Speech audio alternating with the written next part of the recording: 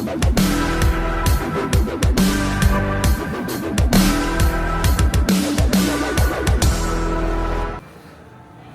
welcome back sa ating channel. Ngayong May 2025, ito naman guys ang i-update ko sa inyo ang mga model phone ni Honor.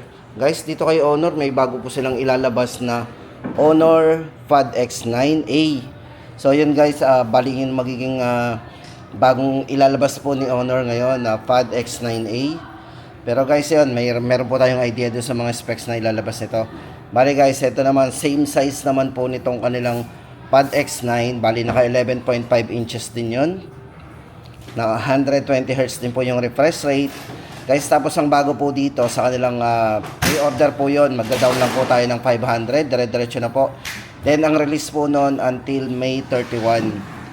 Ayan. Tapos guys, ito, bigyan ko kayo ng idea sa bagong ilalabas po nila na Honor Pad X9A. Ito po ay naka 8,000 mAh battery na. Ito po kasing Pad X9 is 7,000 mAh battery. So yun, mas tumaas po yun, 8,000 mAh battery. Then naka 25 watts po, tumaas po yung charging po nito. Naka Honor Supercharge na 25 watts. Tapos ayun, so yun, bali Android 15 compare po dito sa kanilang Android 13. So latest version po ng operating system yung kanilang bagong i-release na Honor Pad X9A. So, pagdating naman po sa presyo guys, same naman po kasi yun ay 11,990 din. With keyboard na rin po yun. Yan. Para po sa ating update, sa mga naghahanap po ng latest tablet dito kay Honor, yun po yung bago nila, Honor Pad X9A. Tapos guys, ito na, bigay ko na po sa inyo yung mga update ng mga model po ni Honor. Andito po yung kanilang mga unit. Ito guys, unahin natin ang kanilang Honor X8C. Ito for Honor X8C guys. Ito po yung mga kulay ng Honor X8C. Yan. Kung naghahanap lang din po tayo ng mataas na internal storage, tama-tama sa inyo ang kanilang Honor X8C. Kasi guys, itong si Honor X8C, ito po ay mayroong maximum RAM na 16GB. Maximum RAM, tapos 512 na po ang kanyang internal storage. Yan. Ang bago po sa kanya, ito po ay ginamitan po ng AI eraser pagdating sa camera. Yan, pakita ko po sa inyo yung live unit nito. Yan, para sa colors guys, ito pakita ko lang. Ito po yung kanilang live unit. Yan. Kung more on camera tayo guys, dito kay Honor X8C, ito po ay merong 108 megapixel po na camera. Para sa kanyang night camera with optical image stabilization din. Tapos meron po siyang 0.6. Yan, meron po tayong wide angle. Yan, ginamitan po to guys ng OIS plus EIS pagdating sa kanyang stabilized camera o yung video. Then pagdating sa front camera, napakataas, naka 50 megapixel po ang front camera nito. Yan, with selfie light. Syempre yan, tama-tama din kasi ito more on AI eraser na rin. So yung bagong-bago po ngayon pagdating sa mga camera features. Yan. Then pagdating po sa screen size, ito pag-usapan natin, ito po ay merong size na 6.7 inches. 120 Hz po yung kanyang screen refresh rate. Sa battery guys, hindi naman naapektuhan yung kapal niya, medyo manipis pa rin. Ito po ay merong 5,000 mAh durable battery. Sa charging, napakabilis na rin kasi naka 35 watts Honor Supercharge po yan. Ito guys, para sa ating latest update sa presyo po ng Honor X8C, ito po ay 13,999. 512 na po yan guys . Ang laki ng internal storage ito. Tapos guys, ito naman ang kanilang Honor X7C. For Honor X7C naman, napakaganda rin po ng design yan. Ito guys, so kung naghahanap tayo ng very durable, pagdating sa durability, ito po washable, water resistance. So nakikita naman natin yung mga commercial nito. Talagang hinuhugasan. Tapos ito pagdating sa drop resistance, 360 degree anti-drop resistance. So accidentally mahulog, talagang makakasurvive yan. Then meron siyang mataas na battery, 6,000 mAh battery, or yung tinatawag ng durable battery. At naka dual stereo speakers na rin. Kasi ito, bali yung variant na hawak natin, itong si Honor X7C ay merong 16GB maximum RAM, 8 plus 8 ang RAM niyan, 256GB internal storage. At pagdating sa processor guys, ito ginamitan ng Qualcomm Snapdragon 685 chipset. Yan. Presyo po nito, 8,999. Tapos guys, ito naman ang kanilang Honor X9C 5G. Siyempre guys, kung 5G naman ang hanap natin dito kay Honor, ito po yung kanilang Honor X9C. Ang sinundan po nito yung Honor X9B na 5G din.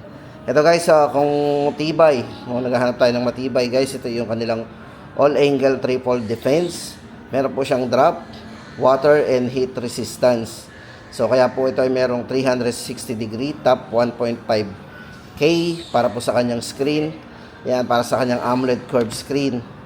Check po natin yung live unit.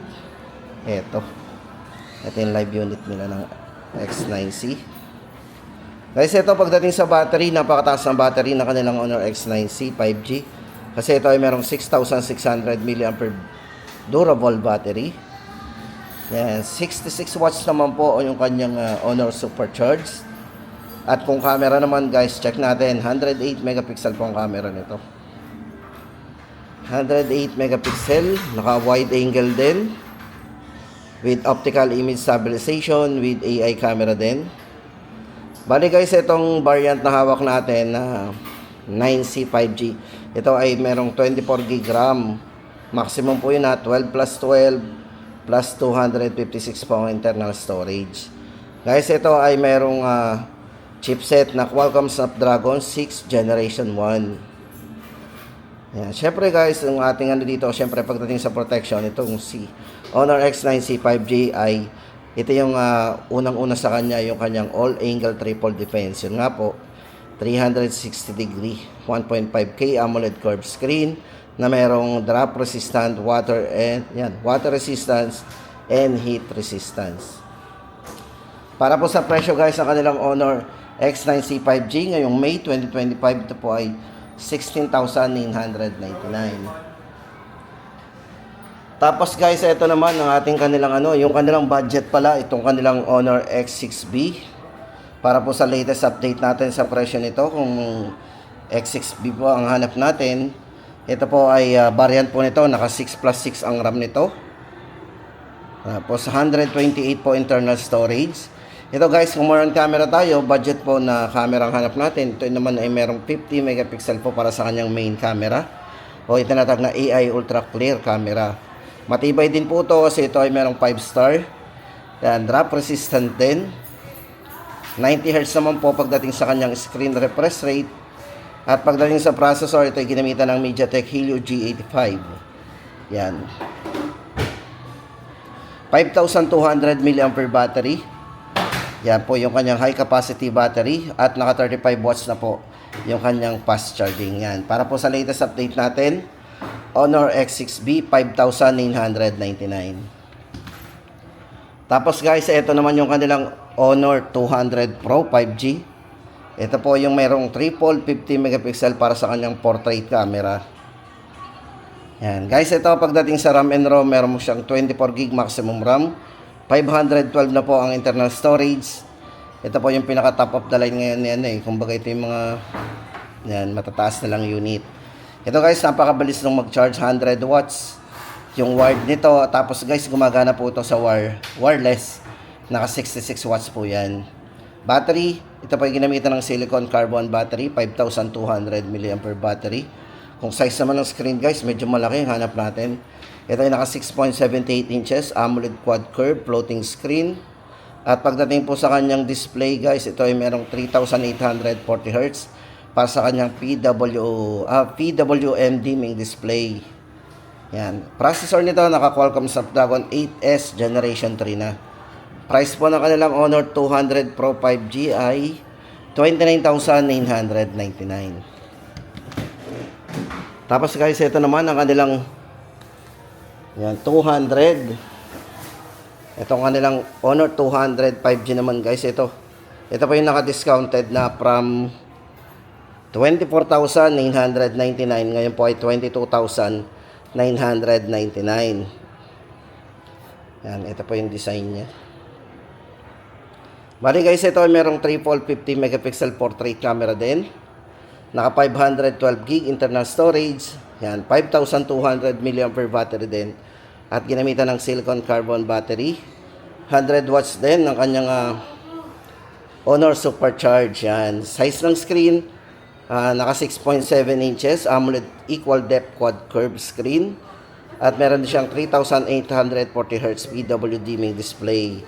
At ang processor na ginamit po dito is Qualcomm Snapdragon 7 Generation 3. Yan, para po sa presyo guys ng ating Honor 205 5G, ngayon po ay 22,999. At yan guys, ang ating latest update dito kay Honor ngayong May 2025. So lagi po tayo mag-stay tuned sa ating channel para lagi po tayong updated. At syempre guys, kung nagustuhan nyo ang mga video na ina-upload natin, pakisubscribe naman ang ating channel.